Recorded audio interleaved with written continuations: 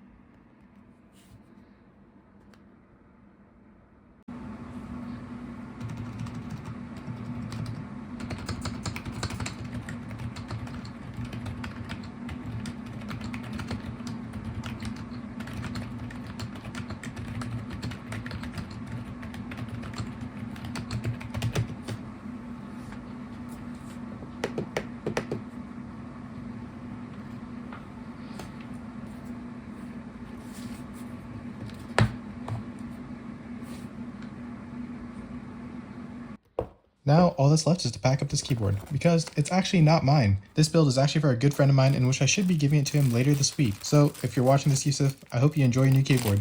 And to anyone else who's watching this video, comment down below if you have any other questions or ideas for new projects in which you might see in other videos. And with that being said, hope you all enjoy the build, and later!